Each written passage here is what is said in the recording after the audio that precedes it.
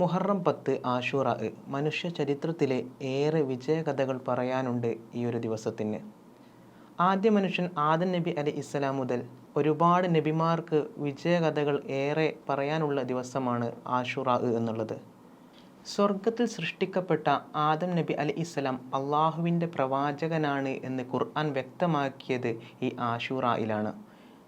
അതുപോലെ തന്നെ ബഹുമാനപ്പെട്ട നൂഹ് നബി അലൈഹിസ്സലാം തൻ്റെ ജനങ്ങളുടെ കൊടൂരമായ പീഡനങ്ങൾ അനുഭവിച്ചുകൊണ്ട് തനിക്ക് പൊറുതിമുട്ടിയപ്പോൾ അള്ളാഹുവിലേക്ക് കരങ്ങൾ ഉയർത്തിക്കൊണ്ട് പ്രാർത്ഥിക്കുകയും അതിന് പരിഹാരമായി അള്ളാഹു സുബ്ഹാനഹു വ തആല ഒരു കപ്പൽ നിർമ്മിക്കാൻ പറയുകയും അതിനുശേഷം അള്ളാഹു സുബ്ഹാനഹു വ തആല തൂഫാൻ എന്ന ഒരു മഹാപ്രളയം ഉണ്ടാക്കുകയും വിശ്വാസികളായ മനുഷ്യരെയും ജീവികളെയും കൊണ്ടുകൊണ്ട് ജൂതി പർവ്വതത്തിൻ്റെ മുകളിൽ നങ്കൂരമിട്ടതും ഈ ആശൂറയിൻ്റെ ദിവസത്തിലാണ്.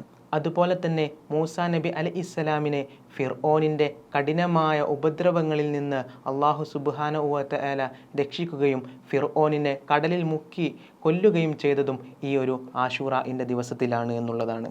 അതുപോലെ തന്നെ ബഹുമാനപ്പെട്ട ഈസാ നബി അലൈഹിസ്സലാം തൻ്റെ ജനനം ഒരുപാട് ശ്രദ്ധേയമായ രംഗങ്ങൾ സൃഷ്ടിച്ചു കൊണ്ടിരുന്ന ആ ഒരു ജനനസമയം നടന്നതും ഈ ഒരു ആശൂറയിൻ്റെ ദിവസത്തിലാണ് എന്നുള്ളതാണ്.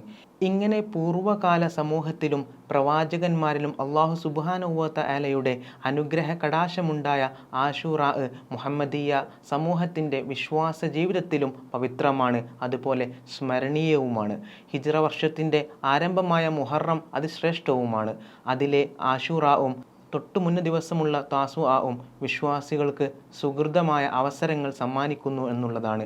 ആശൂറ ദിനത്തിൽ നോമ്പിനും സൽക്കർമ്മങ്ങൾക്കും വലിയ പ്രാധാന്യവും മഹത്വവും പുണ്യവുമുണ്ട്. അതിനാൽ തന്നെ അതിനെയൊക്കെ പാലിക്കാനും അതിനെയൊക്കെ ജീവിതത്തിൽ പകർത്താനും നാം സന്നദ്ധമാകണം എന്നുള്ളതാണ്.